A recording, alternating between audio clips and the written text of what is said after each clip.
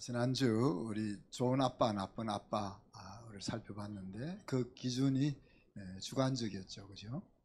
그래서 우리는 하나님의 기준으로 나쁜 왕과 좋은 왕의 부모를 우리가 살펴보았습니다. 우리는 이렇게 생각을 예상을 하죠. 좋은 왕의 아들은 좋은 왕이 되고 나쁜 왕의 아들은 나쁜 왕이 된다, 이렇게 예상을 했는데 반드시 그렇지는 않았습니다. 그죠? 좋은 부모 밑에서 나쁜 왕이 나오기도 하고 또 나쁜 부모 아래에서도 좋은 왕이 나오기도 했습니다. 그래서 우리가 내린 결론은 가지가 열매를 맺는 데 있어서 중요한 요인이 둥지인 아비가 분명하지만 그러나 하나님이 기초라는 것이 확실하다 그랬습니다. 그렇기 때문에 이제 우리가 사실 우리 자녀를 위해서 최선을 다하지만 자녀를 위해서 하나님 앞에 기도해야 한다, 그렇게 말씀을 나눴습니다. 이에 더해서 우리 주님이 우리에게 주신 은혜의 복음은 우리의 인생을 역전하게 만드는 능력이 된다. 그래서 우리가 우리의 남은 인생뿐만이 아니라 또 우리 자녀들을 제자 만드는 그 일에 있어서도 하나님이 기초가 되는 이 원리를 잊지 말아야 되겠다 생각합니다. 부모인 우리가 기도하며 힘쓸 일은 아들, 딸의 인생을 돋는 햇볕같이 어떻게 이끌어 줄 수 있을까? 그래서 우리 자녀들이 여로보암의 길이 아니라 다윗의 길을 가는 아이로 어떻게 이끌어 줄 수 있을까 하는 것을 명심했으면 좋겠습니다. 오늘은 이제 가정 목장 세우기 네 번째로 가정을 이끄는 두 주체, 누구죠? 아내와 남편에 대한 이야기입니다. 가정을 이루기 위해서 꼭 필요한 요소가 남자와 여자잖아요. 그들이 어떻게 이제 존재하게 됐고 어떤 관계를 가지고 있는지 하는 것들을 같이 나누고자 합니다. 오늘 읽지는 않았지만 18절에 보면 홀로 있는 아담을 보시면서 하나님이 뭐라고 하셨는가 하면은 좋지 아니하니, 그런 표현을 썼습니다. 이 말은 우리 남자가 어디 좀 함량 미달이라 그런 뜻은 아니겠죠, 그죠? 하나님이 아담을 만들었는데, 남자를 만들었는데 함량이 조금 모자라네, 그런 뜻은 아니겠죠, 그죠? 여기서 좋게 여기지 않았다 하는 말씀은 하나님이 목적하신 인간의 완성으로 안 보였다 하는 이야기입니다. 그래서 아담을 위해서 하나님이 돕는 배필을 만들기로 결정하죠. 그래서 이 돕는 배필이 만들어지는 것까지가 사람의 완성으로, 사람을 만드는 완성으로 하나님이 그렇게 생각하십니다. 그래서 그 결정을 실행해 나가시죠. 근데 돕는 배필이라 그러면 여자들이 약간 기분 나쁘죠, 그죠? 남자들은 주체가 되고 여자들은 엑스트라 같잖아요. 근데 말씀의 의미를 잘 살펴보면 그런 내용이 아닙니다. 돕는 배필이라는 뜻은 내 맞은편에 있는 사람, 혹은 내가 바라보는 사람, 그리고 함께 동고 동락하는 사람이라는 의미입니다. 단순히 스포츠가 아니라 남편의 스포츠로서의 의미를 돕는 배필로 안 본다는 이야기죠. 남자를 남자로 만들기 위해 함께하는 사람이 바로 아내고 돕는 배필이라는 이야기입니다. 하나님이 왜 이렇게, 사실 우리가 사는 세상 속에서는 이런 독특한 위치가 잘 없습니다. 돕는이라는 말은 그냥 보조라는 뜻이잖아요. 보조한다는 뜻이고, 보조라는 말은 주체가 있는데 그 주체를 보조하는 역할이죠, 그죠? 그런데 하나님이 만든 이 구조는 보조는 보조인데 이 보조가 없으면은 주체가 안 되는 거예요. 우리 인간이 만든 조직 속에서는 보조가 없으면 조금 불편하고 주체가 약간 부족해도 주체는 변함이 없습니다, 그죠? 그런데 오늘 하나님이 만든 이 구조 속에서는 보조가 없으면 주체가 안 된다. 그 관점을 이제 여러분이 좀 이해하시면은 돕는 배필이 어떤 의미를 가지는지 분명하게 될 수 있을 것 같습니다. 자, 그 다음에 19절, 20절은 보면 하나님이 흙으로 짐승을 만든 다음에 짐승들을 아담 앞으로 이끌어 오는 장면이 뚱딴지 같이 툭 튀어 나옵니다. 그래서 them이 연결이 안 되는 것 같잖아요, 그죠? 지금 아담을 만들고 아담의 돕는 배필을 만든다고 결정 내려놓고는 중간에 갑자기 짐승 만드는 이야기가 나오니까 하나님이 스토리텔링을 할 때 이 them을 왜 이렇게 못 맞추나 이렇게 생각할 수가 있는데, 잘 생각해 보면은 아주 더 깊은 them의 복선이 깔려지는 겁니다. 자, 아담에게로 짐승들을 쭉 이끌어 왔더니만 아담이 뭐라고 했습니까? 보고 딱 이름을 짓는다 그랬잖아요. 각 생물을 부르는 것이 곧 그 생물의 이름이 되었다 그랬어요. 이제 우리 둘째 손녀가 이제 8월 말이나 9월 초면 태어나는데 저희들이 벌써 이름 지으려고 하거든요. 이름을 지으려고 하는데 머리가 짜쳐요. 잘 안 지어져. 우리 애들 이름 지을 때도 힘들었는데 이제 둘째 손녀 이름을 지으려니까 힘들어요.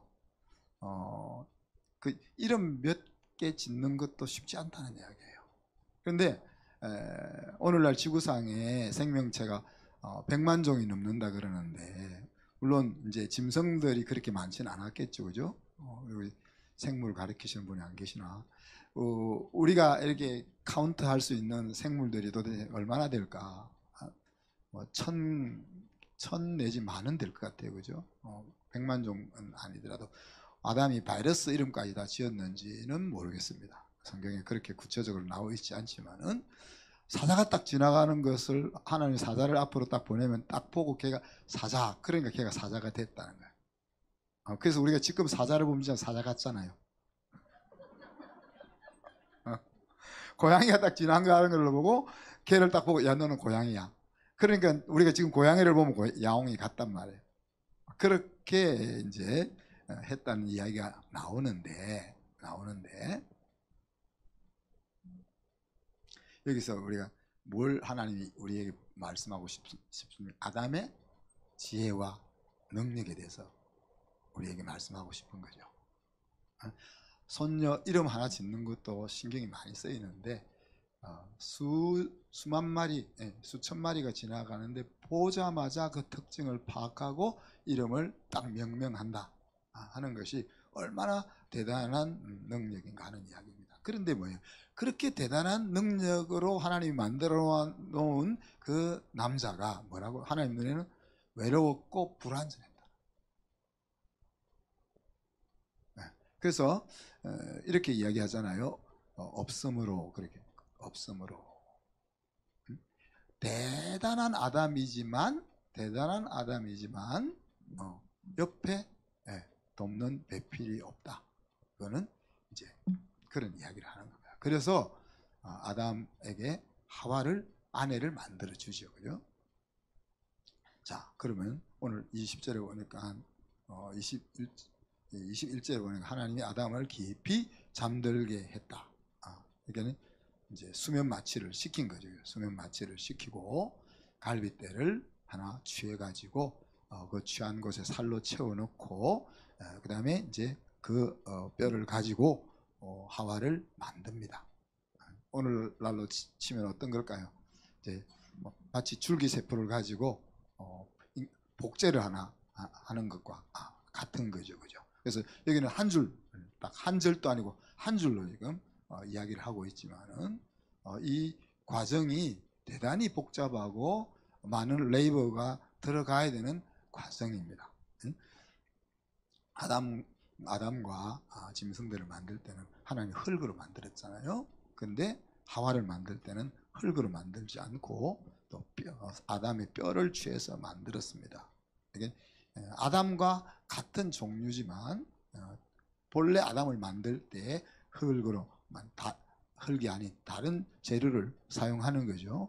그리고 그냥 흙으로 만든 육체에 생기를 불어넣어서 생명이 되게 하는 것보다 아까 줄기세포를 배양해 가지고 그 DNA를 가지고 착상케 해 가지고 그것이 성장해서 인간이 되기까지는 수많은 레이버가 들어가는데 여자를 만들 때 하나님이 그렇게 신경을 써서 수고를 해서 만들었다는 거예요. 그래서 여자가 좀 더 아름다운 것 같아요, 남자보다.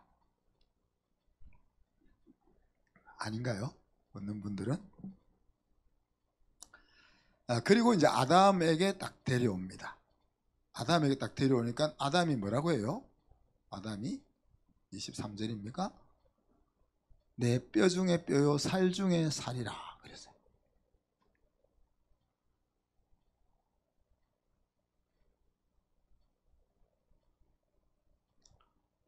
우리 한나 자매는 아직 결혼 안 했으니까 어떤 멋있는 총각이 앞으로 딱 지나가면 저건 내 짝이야.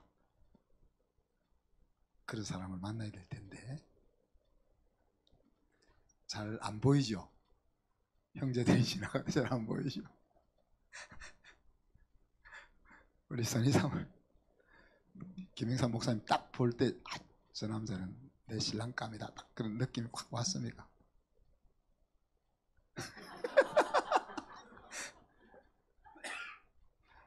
대답은 안 하셔. 저는 안 오더라고요. 저희 집 사람을 우리 집 사람 고3 때 제가 그때부터 사귀었다는 게 아니고 잘 끝까지 들으세요.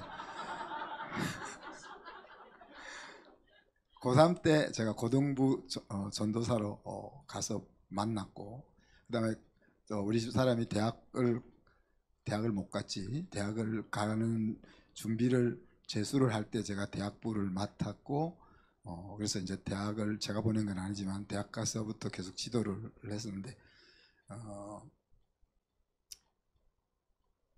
제가 몇 년에 갔죠? 85년에 그러니까 나이로 따지면 27살 때 전도사로 가서 우리 집 사람한테 프로포즈를 할 때가 31살 때니까 4년 동안 이렇게 제자로 키웠는데 전혀 제 짝이라는 생각을 1도 안 가졌다는 이야기예요.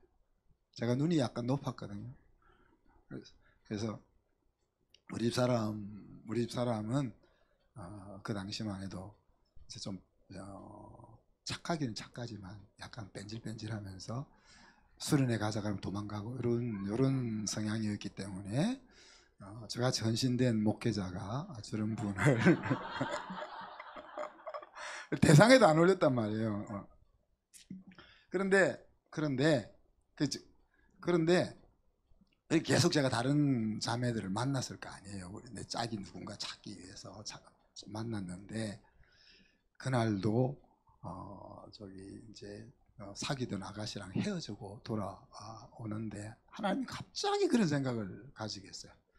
혹시 너 옆에 있는데 내가 괜히 멀리서 부산까지 갔다가 온 동네를 온 나라를 다 돌아다니면서 짝을 찾으니까 혹시 너 옆에 두고 지금 못 찾고 있는 거 아니야? 이런 생각을 주셔서 하나님 왜 그런 생각을 주셨는지 그래서 이제 쭉 떠올려 보니까 우리 사람이 탁 그때 아닌 거예요. 그래서 집사람한테 그 헤어지는 그날 나랑 당신 안 했지 그때 이제 나랑 결혼하면 어떨까? 그렇게 이야기했단 말이에요.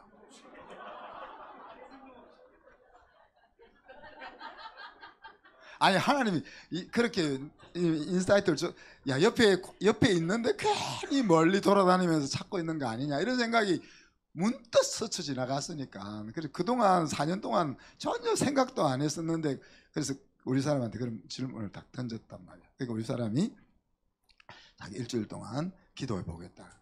그때 제가 우리 사람 알았어야 되는데 그 기도해 보겠다는 것이 아니고 그냥 자리를 모면하기 위한 그 말이에요. 저는 그걸 또 진실하게 받아들여 가지고 또 저는 일주일 동안 열심히 기도를 하잖아요. 근데 6일째 되는 날 또 제 성격상 좀 급해서 하루 미리 가서 이제 결정이 났냐 그렇게 물었더니만 아니라고 그러는 거예요. 제가 자존심이 살짝 상해. 어떻게 나를 아니라고 할 수 있냐? 어떻게 나를 아니라고 할 수 있냐? 그래서 제가 그런 생각이 안 들었어야 되는데 또 한 생각이 드는 거야. 무슨 생각이 들었나 하면 그때 우리 사람이 대학교 2학년 때였어요. 그래서 야 그럼 졸업할 때까지 기다려주면 어떻겠냐 했더니만 예 라고 해가지고 그래서 이제 우리가 엮이게 된 거예요. 제가 이 이야기를 하는 건 이제 여러분 이제 이 이야기만 또 머릿속에 담고 오늘 설교 내용은 또 머리에 안 담을지 모르겠는데 저는 이게 그렇게 4년을 봐도 안 보이더라는 이야기예요.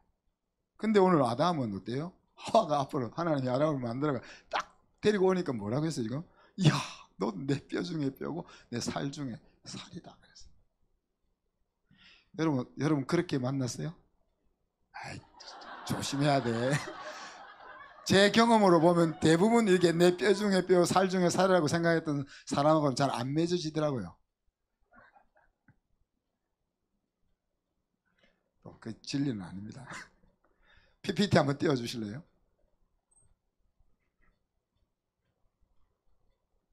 네, 저희 창세기 2장 24절 이제 히브리 말인데 이제 그래서 이제 그 아담이 이렇게 이야기하잖아요.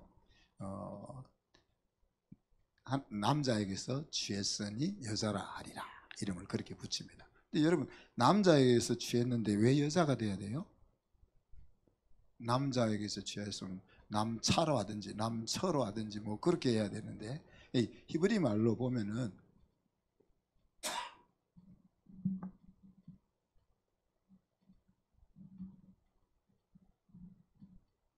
또 준비가 했는데 다른데 저쪽에 오른쪽에 있는 것이 이샤라고 해서요. 저기 이제 여자라는 말입니다. 그 히브리 말은 본래 모음이 없거든요. 그래서 지금 저 밑에 점들은 다 모음인데 뒤에 읽기 좋게 모음을 붙여놓은 거예요. 그러니까 자음만 있는 거예요. 자음만 있는데 이샤하고 뒤에 빨간 왼쪽에 있는 것이 이쉬 그렇게 됩니다. 그래서 앞에 있는 거가 여자라는 말이고 뒤에 있는 것이 남자라는 말입니다. 그러니까 저기서 보면은 여자라고 일컬으라. 왜? 저기 남자에게서 취했으니까 그렇게 이야기를 하는 거예요. 그래서 보세요.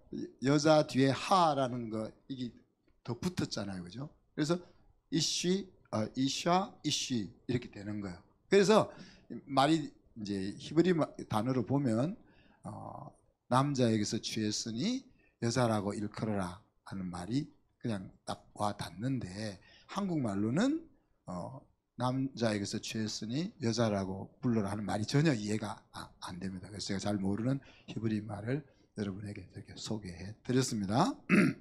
네, 꺼주셔도 됩니다. 그래서 한눈에 딱 알아봤단 말이에요.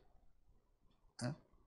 그래서 우리는 한눈에 딱 알아보는 눈이 없으니까 뭐예요? 기도하는 거예요. 하나님 보게 해주세요. 저 인간이 내 짝입니까? 그러다가 실수도 하고 그렇게 하다가 우리가 찾는데 아담은 딱 알아봤다 이게. 응? 그러니까 처음부터 하나이니까 딱 알아보는 거예요. 알아보는 거고. 그래서 이제 우리 남자와 여자가 남자는 여자가 없으면 마음에 구멍이 뚫린 것 같고 여자도 남자가 없으면 마음에 구멍이 뚫린 것과 같은 관계가 되는 겁니다. 자, 그리고는 이 둘을 하나님이 중매를 써가지고 뭘 합니까?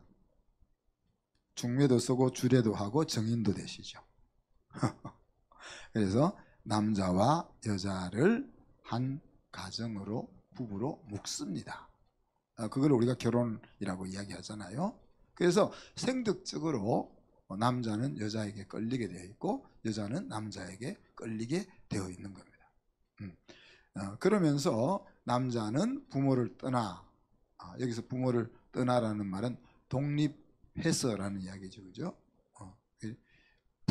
부모와 이제 분리돼라는 의미가 아니고 부모로부터 독립해서 새로운 가정을 꾸릴 자립할 준비가 돼야 된다는 이야기죠. 그러니까 정신적으로, 경제적으로, 또 사회적으로, 도덕적으로 모든 면에 있어서 한 가정을 이끌고 나갈 수 있는 그런 준비가 돼야 된다.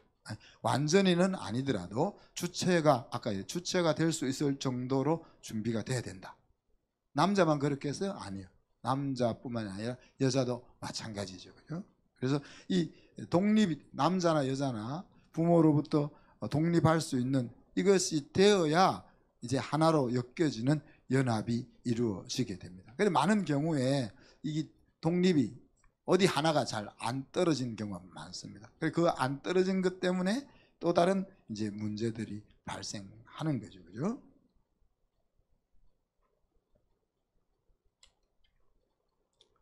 자, 그리고 나서는 하나님이 아내와 연합해서 둘이 한 몸을 이루라 그렇게 말씀하십니다. 그래서 이제 나와 너였는데 나와 너가 아니고 이제 우리가 되게 하는 겁니다. 우리가 되게 하는 거죠. 그래서 이제 너와 내가 우리가 되어야 그때부터 이제 행복한 가정이 출발될 수 있는 거야. 왜? 나와 너가 계속 나와 너로 있으면은 자꾸 너를 나에게 맞추게 하려고 하고 나를 너에게 맞추게 하려고 하는 그런 작업이 들어가게 되고 그 작업이 들어가는 이상 계속 불협화음이 일어날 수밖에 없는 거죠. 자, 이렇게 아내와 남편이 연합해서 하나가 될 때 그것을 인간의 완성으로 하나님은 보셨다. 자, 그 완성된 모습을 25절에 이렇게 묘사하고 있습니다. 아담과 그 아내가 벌거벗었으나 부끄러워하지 아니했다. 자, 문자적으로 실제 벌거벗은 거죠. 왜? 그때는 옷이 없었으니까. 옷이 없었으니까 진짜 이렇게 네이키드입니다. 벌거벗은 상태입니다. 그러나 그 벌거벗었다는 상태가 주고 있는 또 다른 내포하고 있는 의미가 있죠. 그죠? 뭡니까? 자신들의 모습을 꾸밈 없이 그대로 드러내고 있다는 이야기입니다.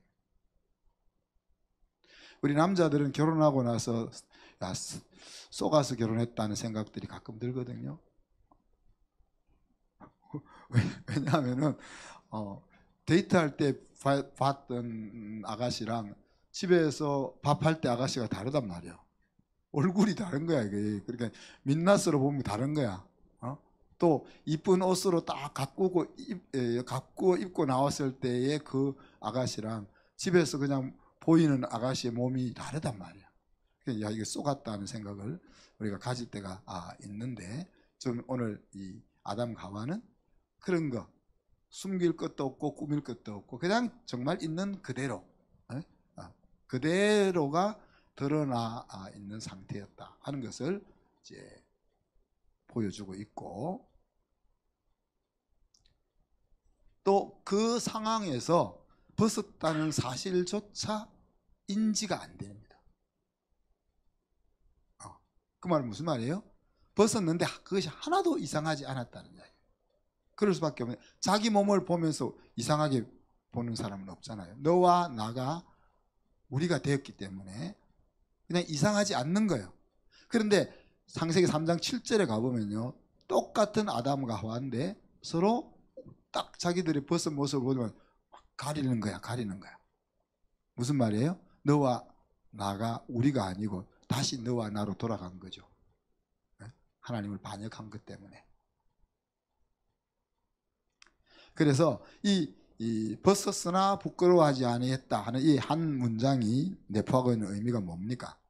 온전한 연합이 이루어졌다 하는 이야기입니다. 서로의 모습을 그대로 보면서 그대로 받아들이고 있다는 것이고 서로의 다른 모습이 서로를 배척하거나 서로를 구분하는 자리로 가지 않고 있는 그런 모습을 우리에게 보여주는 겁니다.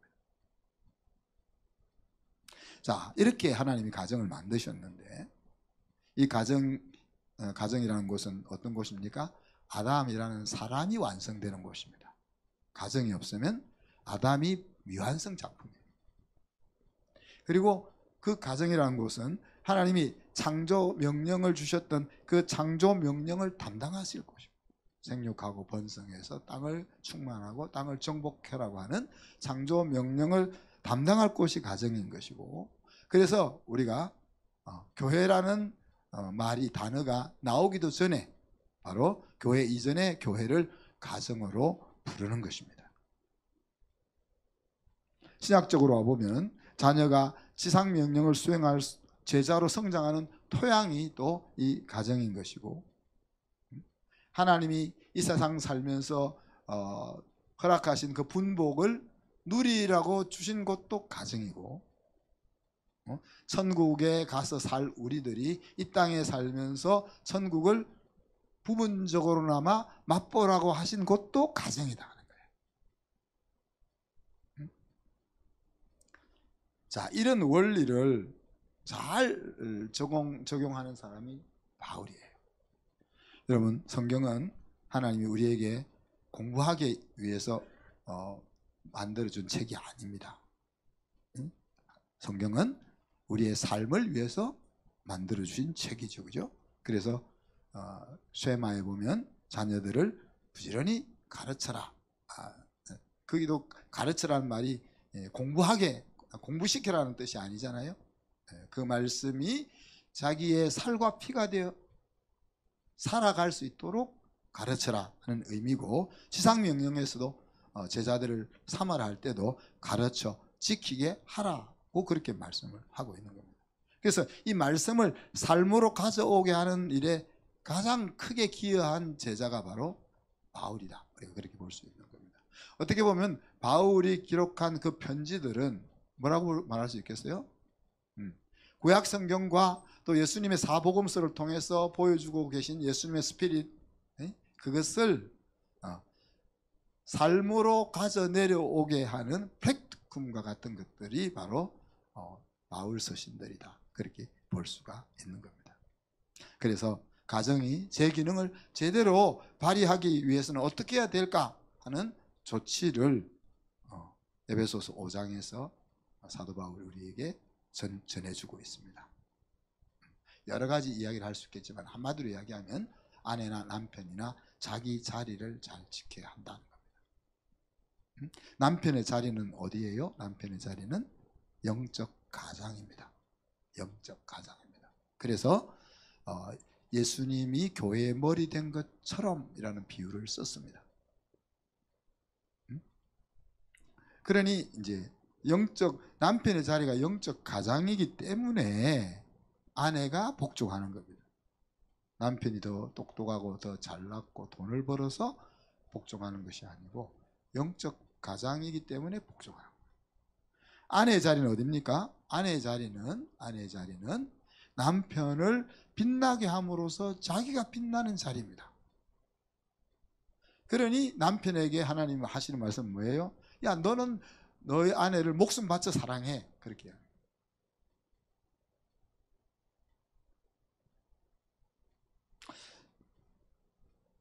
겉으로 드러나는 모습은 뭡니까? 아내는 남편을 향하여 복종하고, 남편은 아내를 목숨 바쳐 사랑하고, 상대방을 위해서 뭘 하라고 말하고 있지만 더 깊이 들어가 보면 뭐예요? 그 일은 바로 자기를 위한 일이다. 신랑이 아내를 목숨 바쳐 사랑하는 거가 뭐라고요? 자기를 사랑하는 거다. 아내가 남편을 빛나게 하기 위해서 순종하고 복종하는 것이 자기를 위한 것이다, 그렇게 이야기하고 있는 겁니다. 그래서 오늘 말씀의 엑스티켓은 나는 행복한 부부인가 하는 겁니다. 아담 혼자로서는 외로웠고 불완전했습니다. 하나님도 홀로 있는 것을 완성으로 보지 않으셨습니다. 한 남자와 한 여자가 만나서 가정을 이루는 것에서부터 행복을 만드는 작업이 시작되는 거죠, 그죠? 그때 중요한 것이 가정에서 남자와 여자가 자기 위치, 자기 자리를 잘 찾아서 지키는 겁니다. 남자의 자리는 어디입니까? 가정의 대표입니다. 권위입니다. 책임입니다. 그런데 우리가 부족하잖아. 우리는 남자들이 우리를 봐도 우리가 좀 부족하잖아. 그러니 지원자가 필요한 거예요. 자, 우리 남자들이 여자로부터 가장 지원받을 수 있는 가장 좋은 지원은 어떤 거예요, 여러분? 사업할 때 돈이 부족할 때 친정에 가서 돈 좀 빌려오는 거? 그런 건가요? 아내가 남편을 인정하는 것. 응? 그러니까 여러 가지 지원이 아내가 남편을 빛나게 하기 위해서 여러 가지 지원을 해줄 수 있겠지만 남자를 향하여 해줄 수 있는 가장 중요한 지원은 그 남자를, 여러분의 신랑을 인정하는 겁니다. 자, 그러면 여자의 자리는 아까 남자를 위하여 있는 존재다 그랬습니다. 그죠? 뭐 마음이 힘들어도 어쩔 수 없습니다. 근데 아까도 얘기했지만 남자를 위하여 있는 존재지만 아까 주체와 보조 이야기를 했는데 그 보조가 없으면은 남자가 못 되니까 그 관계를 생각하시면 기분이 안 나쁠 겁니다. 그렇지만 이 여자에게 중요한 것이 뭡니까? 오늘 하나님이 말씀하시는 것은 존중받고 사랑받는 겁니다.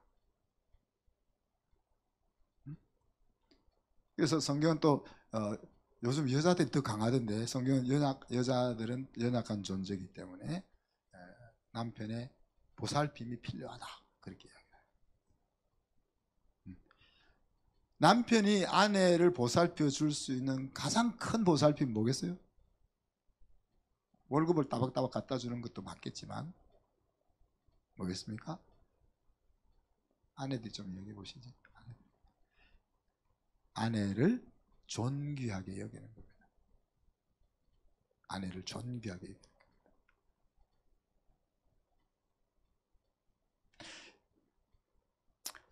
아직 결혼하지 않은 청년들은 자기를 가꾸어 가야 되겠죠. 그죠? 자기를 가꾸어 가야 되겠죠. 세상 사람들은 나보다 좀 세상 기준에서 나은 사람을 배우자로 택하면은 횡재했다는 식으로 생각을 합니다. 그래서 남자나 여자나 할 것 없이 킹카를 어떻게 하면 취할 수 있을까 이런 것에 관심이 많습니다. 근데 그것이야말로 진짜 불행한 길로 가는 것입니다.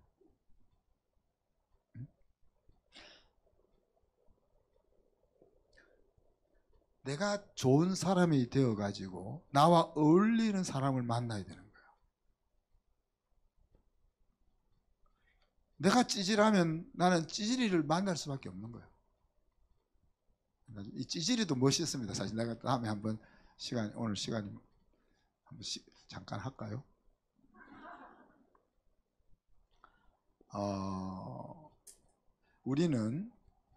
우리가 그런 기도를 들으면서 살았습니다.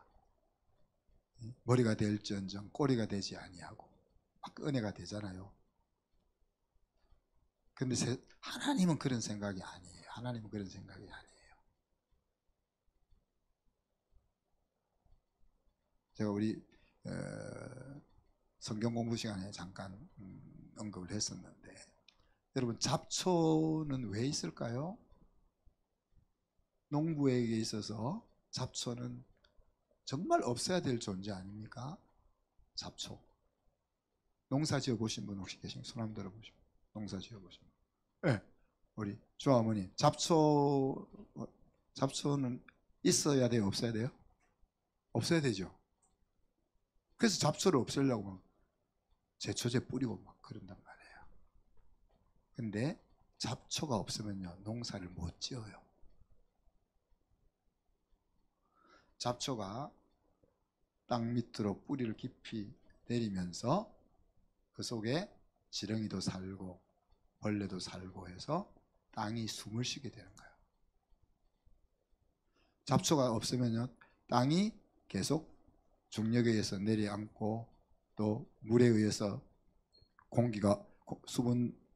그 공기를 담는 층들이 점점 눌려져서 딱딱한 그래서 식물들이 자랄 수 없는 땅이 되는 거예요. 그러니 자꾸 쟁기로 파 뒤집고 그다음에 양분이 없으니까 그 비료를 쏟아붓고 그 일이 계속 반복되는 거, 우리가 하는 일들이. 농부에게 있어서 잡초는 너무 농사 짓는데 힘든 거야. 그래서 없어져야 될 건데 정작 잡초가 없으면 농사를 지을 수가 없어. 그러니까 우리 생각에는 잡초 같은 건 없어야 된다 이 생각은. 하나만 더 이야기해요. 산에 가면 참나무라는 도토리 나무가 보통 산마다 한 40%에서 50% 도토리 나무가 퍼져 있습니다. 누가 심은 것이 아닌데. 그 원흉이 누구겠어요? 누가 그렇게 심었겠어요? 다람쥐가 심었어요. 어떻게 알았어요? 다람쥐가 심었죠? 오, 다 알고 있는 이야기 아니에요, 그러면? 알고 있는데 모른 척하고 있는. 그러나 이거 모를 거예요. 모르는 거라. 다람쥐가 IQ가 나빠요. 기억력이 나빠요. 그런데 욕심이 많아요. 그래서 다람쥐가 이제 손을 가지고 도토리를 옮기려고 하면 지가 2개밖에 더 가져가겠어. 그러니까 어떻게 하겠어요? 욕심이 많으니까 입에 집어넣고 하는 거죠. 그러니까 요쪽에 4개, 요쪽에 4개, 좀 입이 큰 애는 5개씩. 그렇게 10개를 가지고 숨기는 거야. 숨기는데 얘가 10개를 숨겨놓으면 9개는 어디 숨겼는지를 몰라. 그러니까 1개만 찾아 먹는 거야. 근데 얘가 만약에 이 도토리를 나무 구멍이나 돌 속에나 이런 데 숨겨 놓으면은 이제 못 찾아 먹은 9개는 어떻게 되겠어요? 썩어 없어지는 거예요, 그냥. 근데 얘가 또 땅속 깊이 묻어놔, 도토리를. 그래놓고 못 찾는, 9개를 못 찾는 거야. 그러니까 이 도토리가, 못 찾은 도토리는 어떻게 되는 거예요? 땅속에서 썩어서 싹이 나고 나무가 되는 거예요. 만약에 다람쥐가 여러분처럼 IQ가 좋아가지고 10개 숨겨놓고 다른 애 숨겨놓은 것까지 찾아가 11개 찾아 먹었으면은 산에는 도토리가 없습니다. 그 재밌는 거는 도토리가 하나님이 참, 이 나무들은 서로 냄새를 통해서 서로 교감한다고 그래요. 그러는데 흉년이 들었을 때는 들판에 짐승들이 먹을 것이 부족해지잖아요. 흉년이 들 때가 되면 산의 나무에는 도토리가 풍성하게 열린답니다. 그리고 그의 풍년이 들 해 같으면은 도토리가 아주 조금만 열린대요. 나중에 한번 찾아보십시오. 챗GPT한테 물어보든지. 네. 제가 무슨 이야기를 하는 겁니까?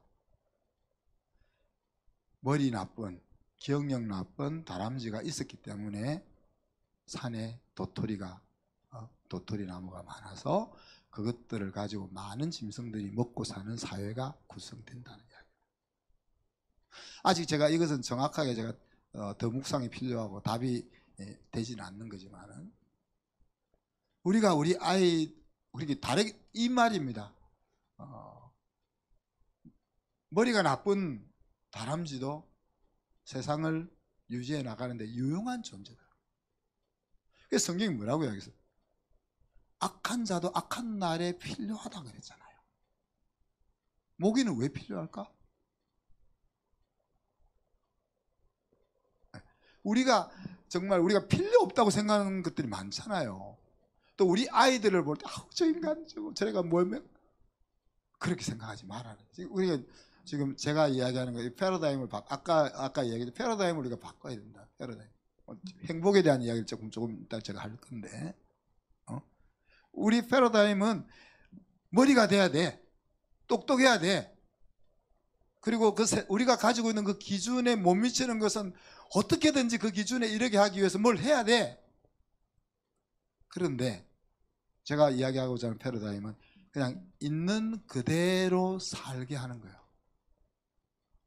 제가 아직 정리가 안 됐다는 말이, 우리 애가 모질래는 애가 있는데 그래 넌 모질래도 괜찮으니까 그렇게 행복하게 살아, 이렇게 아직 말이 나올 정도까지 제가 이 말씀이 충분히 준비가 안 됐어요.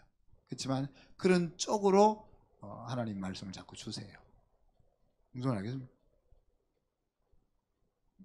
그러면서 근데 우리 아이들이 이제 탁월해지고 싶잖아, 그죠? 야, 임마 탁월해지려고 하지 마. 그래라는 말이 아니고. 그러니 예수님이 뭐라고 했어요? 큰 자가 되려고 하면, 야, 큰 자가 되려고 하지 마. 이렇게 안 하잖아. 큰 자가 되려고 하면은 섬기는 자가 돼야 된다 그러잖아요. 그러니까 우리가 체질적으로 막 이렇게 애니어그램 8번 같은 사람들은 막 주도하고 싶은 사람들이란 말이에요. 주도하고 싶은 사람은 주도해. 그렇지만 그 주도를 통해서 많은 사람에게 많은 사람을 먹여 살릴 수 있는 길을 생각해. 그런 이야기. 주님이 크고자 하는 자는 섬기는 자가 되어야 해. 그러니까 이런 패러다임을 가지면은 그렇잖아요. 우리가 큰 자가 되려고 할 때, 좋은 대학을 가려고 할 때, 좋은 직장을 가려고 할 때 문제가 뭐예요?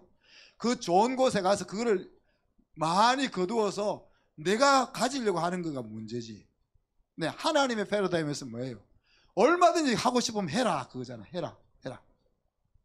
대신에 그것을 통해서 하나님이 만든 세상을 어떻게 섬기고 풍요롭게 만들 거냐, 그런 관점을 가지라는 이야기잖아요.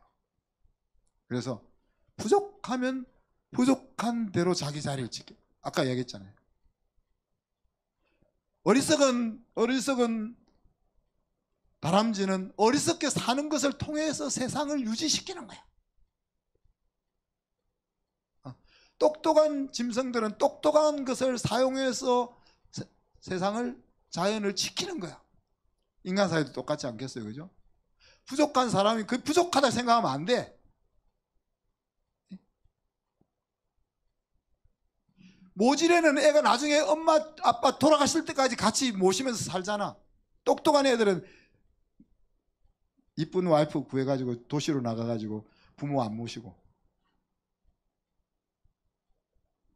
그러니 우리의 패러다임이 좀, 여러분이 말씀을 보면서 깊이 말씀을 묵상해서 우리 아이가 이런 모습이 있을 때, 이런 모습이 있을 때 이거를 굳이 이쪽으로 옮겨가지고 이렇게 힘들게 지가 스스로 그렇게 가겠다고 애를 쓰면서 갈 때는 우리가 밀어야 되지만은, 아닐 때는 그 자리에서 행복하고 신나게 또 보람있게 살 수 있는 길을 어떻게 만들어줄 수 있을까, 이런 패러다임의 변화가 우리 속 부모에게서 먼저 와야 된다.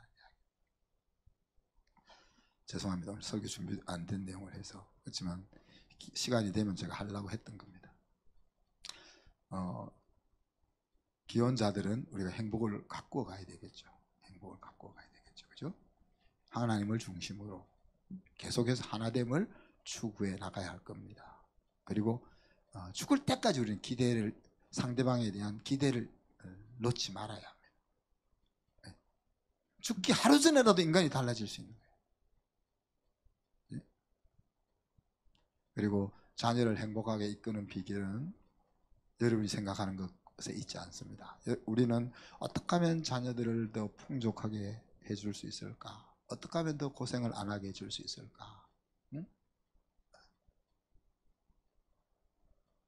어떻게 하면 더 좋은 환경을 만들어 줄 수 있을까 하는 것인데, 자녀에게 많은 것을 공급하는 것에 행복의 비결이 있는 게 아니고, 여러분이 자녀들 앞에서 행복하게 사는 것이 자녀들을 행복으로 이끄는 가장 중요한 요인이에요. 가장 중요한 요인을 제껴놓고 딴짓하려고 하지 말고, 가장 중요한 요인을 기초로 쌓고 나서 힘이 남으면 그 다음에 그걸 하라. 행복에 대한 패러다임 시프트가 일어나야 됩니다. 여러분, 우리는 대부분이 행복에 대해서 뭔가를 이루려고 하는 것에 이루어야 행복이라, 도달하고 싶은 곳에 도달해야 행복이라고 생각하는 거예요. 그죠? 그러나 그런 생각을 가지고 있는 이상 행복은 우리의 것이 아니에요.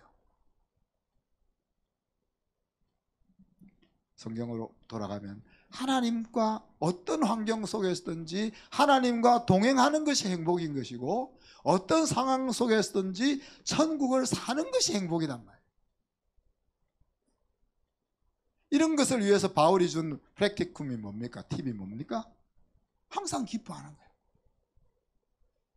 불평할 수 있는 상황, 투덜거릴 수 있는 상황, 힘든 상황 속에서도 기쁨을 유지하는 그것이 행복이란 말이에요.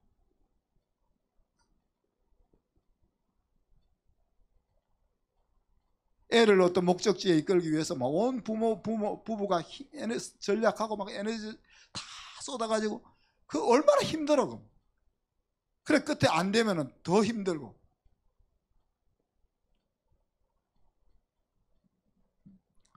범사에 감사하는 거라 했습니다. 불평 원망할 거리들이 항상 공존하는 그 환경 속에서 감사하는 마음을 가지고 살아내는 그 자체가 행복이란 말이에요. 예? 사건과 상황이 일어날 때마다 내 혼자 끙끙거리면서 고민하고 하는 것이 아니라 그것을 가지고 하나님과 의논해 가면서 어떻게 할까요? 어떻게 할까요? 그렇게 의논하면서 가는 그 자체가 행복이다. 우리가 가지고 있는 그 세상이 우리에게 심어놓은 그 행복이라는 가치에 대한 패러다임이 바뀌어야 행복한 거예요. 오늘 하루하루 살아가는 그 자체가 행복이라는 그 생각이 우리 속에 들어와야 비로소 행복한 가정을 우리가 만들 수 있고 행복한 삶을 살 수 있다는 겁니다. 기도합시다. 하나님, 저희가 다 불완전하지만 완전하지 않아도 행복할 수 있는 것이 하나님이 만들어 놓은 길인 것을 알게 하셔서 감사합니다. 주님, 저희들이 행복한 부부로 잘 살 수 있게 하셔서 우리 아이들이 하나님이 마련해 놓은 그 복된 길을 갈 수 있도록 붙잡아 주시고 인도해 주옵소서. 감사드리며 예수 그리스도의 이름으로 기도하옵나이다. 아멘.